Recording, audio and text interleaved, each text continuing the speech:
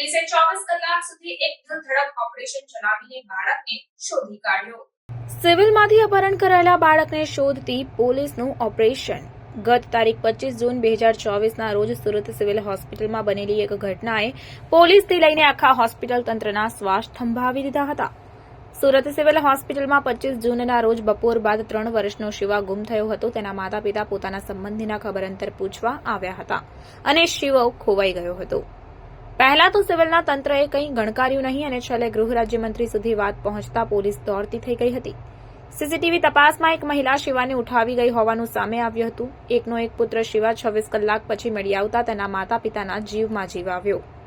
26 કલાક સુધી શિવાના માતા પિતાએ કંઈ ખાધું કે પીધું ન હતું અને બાકડા પર જ ગુમસુમ બેસી રહ્યા હતા। તેમજ પોલીસે 24 કલાક સુધી એક દિલધડક ઓપરેશન ચલાવીને શિવાને શોધી કાઢ્યો હતો।